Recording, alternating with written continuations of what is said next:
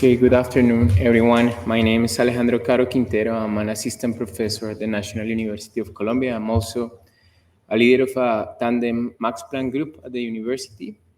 We focus mainly on holobionts. So we work on the genetics of the host and the microbiome.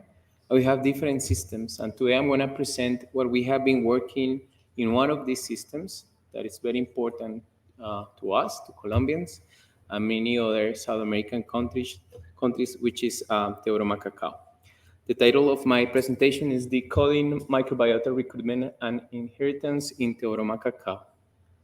So why to study Theobroma cacao? It's very simple. We all like chocolate, or most of us love chocolate. And chocolate is made of this plant, which is Theobroma cacao, which is distributed along South America. Many countries, we share the origin of this plant. So it's an Amazonian plant. And one important thing in cacao production and chocolate quality is not only the genetics of the plant, but the microbial fermentation of those beans to become chocolate. This is very interesting because it has a very common microbial succession that goes during fermentation, as you can see in this figure. I'm not going to go into the details, but we have been working on this for many, many years. We have been working on the microbiome-related fermentation. We have done since some work that we have published on the first analysis of metataxonomic in different regions in Colombia. We have also done metagenomics of the fermentation, and we are currently going into the details of gene expression during fermentation. So what the microbiome is expressing and what the seed is expressing during fermentation. And if you want to see more about this work, you can please approach us tomorrow at the poster session, where we are going to present our latest results on gene expression analysis and metataxonomic analysis. But the title of our talk and the main topic that we want to present is to study this plant as a holobiome, understand how the microbes compose the universe surrounding the plant. And we can do this by two approaches. One will be to study the recruited microbiome, so the microbes that are recruited by the roots and are closely associated with the plants. And the other option is to study those microbes that are passed from mother plant to the daughter plant, to the seedlings. So probably you don't know, but the seeds on the plant, they are not sterile. They come with their own microbiome that helps the plant to establish and grow. So first of all, I'm going to introduce you to some of the results we have. Some of you might have seen Carlos' poster today on recruited microbiome, but the idea is that little is known about the microbial communities associated with these plants in natural environments. As I told you, we are one of the countries of origin of cacao, and we wanted to know how these microbes are recruited in the natural environment. So for that, we moved to the Amazonian jungle on an expedition that was made by AgroSavia, and I used to work there on the Universidad de los Andes. And we spent 21 days in the Amazonian region through rivers, sampling the microbiomes of rhizosphere and bulk soil surrounding different species of Theobroma and wild relatives. And as you can see here, we have the distribution of the two regions. We first stayed 21 days in the Amazonian region, and then we moved and stayed 14 days in the Pacific region of Colombia, both hotspots of diversity for the genus. And we sampled the bulk soil and also the rhizospheric soil from these plants to understand how these communities are assembled. We did this by sequencing metataxonomic data from metataxonomic regions, 16S and ITS. I'm going to show you what we have for the 16S data, sorry. So each of these points is representing one community. And the colors of the points are representing different types of environments. The first to the left is colored by the region, so you can see the Amazonian region and the Pacific region. The ones in the middle are labeled by type of ecosystem, so the bulk soil and the rhizospheric soil, and the one to the right is colored by species. So one of the interesting thing is that we don't see much structure. There is no significant difference. At least there is dispersion is explained more the first figure to the left. So there are no important differences between the Amazonian region and the Pacific region. In, as we expected, and many of you might know, the bulk soil and the rhizospheric soil, they are totally different. They are two different environments. And then we see significant differences. But the most important part probably is at the right, where we observe a cluster of Theobroma cacao. And this is significant. So we have Theobroma cacao on both sides of the Amazon, and the Amazonian jungle and the Pacific region. They are different soils, and they are divided by 500 kilometers and also the Andes Mountains, and they still recruit very similar microbial communities. So we have some features, some characteristics of the root system in Theobroma cacao that trying to recruit the same bacteria. Now we are trying to evaluate that, doing this, characterizing exudates and trying to understand why they are different. And for that, we will evaluate different species of Theobroma. We can identify which ones are enriched. So in yellow are the ones that are enriched in Theobroma cacao, and in blue are the bacteria that are more common on other species of Theobroma.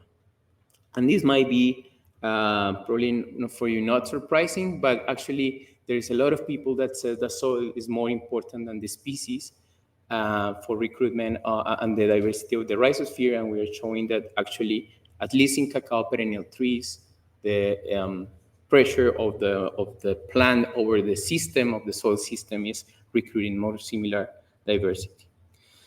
So now I'm going to switch very fast to the heritable microbiome. So as I told you, they are not sterile. They bring microbes within the seeds, and these are not randomly assembled. So now we know that there are 3 or 4 genus that are always present on these seeds. And we wanted to address this question about domestication. So we have in this study, I'm going to show you plants that are very domesticated, recently liberated, and wild races from cacao. And we're going to germinate these plants under sterile conditions and see what is inside the new seedlings. And this is important because domestication might affect, there are several papers that show that domestication has affected the microbiome of endophytic bacteria. And because of that, many of them might be susceptible to diseases. There are 3 possible scenarios that we're going to evaluate. One is domestication reduces the microbial diversity. The second one is domestication increases microbial diversity, or the third one, there is a change on the microbiome and the diversity is almost the same. And to do that, then we selected three groups that have different dates of domestication. So to the left, these in blue are materials, genetic materials that have been domesticated for a long time. In the middle, some materials that have been liberated recently by Agrosauria, and then to the left, the land races from Tumaco in the Pacific, and in Nariño in the Pacific region of Colombia. And then we germinate these under sterile conditions. We grow the seedlings, and then the seedlings were processed for 16S and ITS sequencing, also meta-taxonomic analysis, and then we did the analysis for the different tissues. This work was done with Roxana Jokten and Agrosauria and some other collaborators, and a few undergrad students from the National University. So here we have this pattern of diversity. On top, you can see the bars are representing the relative abundance of the different groups, and we go from domesticated to wild species, or land races, and then the recently liberated materials in the middle, and each of these points is representing one tissue, the gray bars at the bottom, and the numbers are representing the same plant ID. And what you can see in this picture is that domestication has actually, if we only look at this picture, has increased the diversity of the microbiome of endophytic bacteria. And the land races only have 1 or 2 groups that are more abundant. And then if we keep this picture, then we have a wrong picture of what is going on. When we do this sequence of 16S, we also sequence the mitochondrial 16S and the chloroplast 16S. Then we can normalize the real abundance by using those sequences and getting the real abundance of each of the groups on the sample. So it's a normalizer, like an internal control. And we do this figure where we are mapping the log2 of the difference, the division between bacteria and mitochondria. And then we can see if the dots are higher than 0, that means there are more bacteria than mitochondria. If the dots are lower than 0, means that you have more mitochondrial bacteria. But by doing this, we reevaluated the previous data. And what we can see is that actually the domesticated materials, they have very little bacteria, very diverse, but not abundant, while the land races, they are very little diverse, but highly abundant. So none of the scenarios is true. What we're observing is the domestication is reducing the amount of bacteria, but increasing the diversity of the bacteria that can be associated with the seeds. And this is very important because now we are in this movement of rewilding plant microbiomes, where we understand that these ancestral states of the relationship between the microbiome and the host are important for instance, for resistant to biotic and abiotic stresses, raw, for instance, but also for the succeed of the plant to germinate. So we are moving towards this direction. What do these microbes do? We have done several isolation of, and we have several isolates of endophytic bacteria that were analyzed in the previous, that we observed on the previous tissues, but we use those tissues also to some analysis, and we found that many of these bacteria, they have 2 very important capabilities. One is the production of indolacetic acid, which is an hormone, and the other one is the production of ACC, the aminase, which tweaks the system of the plant to make them, to allow them to grow instead of going to stress. So both are plant growth promoting activities that are very important. Our conclusions, there is a species-specific recruitment on the rhizosphere microbiota as observed in Theobroma cacao, even when they have been separated from more than 500 kilometers. Our results also show that commercial genotypes have a reduced bacterial abundance, probably influenced by many of the agricultural practices. And then it's important to rewild these microbiomes. And the Pantoran pseudomonas that are the most dominant bacteria in these seeds and in many other plants, many of them, they have these plant growth promoting capabilities that allow the plant to germinate faster and to resist stresses, which will be very important in the future for not only crop but natural and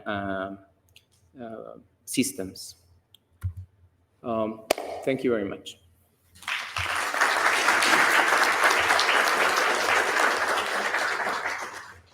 Thank you, Alejandro. We have time for just one short question. Anyone? Please go ahead. For the talk, among the species and region in the domesticated plants, is there any of them that is interesting for the plant? So the question is if the ones that are enriched on the domesticated genotypes have also functions that might help the plant. Yes, and the answer is yes. We have isolated some of these plant growth promoting bacteria also from domesticated plants, but they are not that abundant, at least from the molecular point of view. They are not abundant in the microbiome as the other ones. But yes, we can find them, but in lower numbers. Thank you, Alejandro. Okay.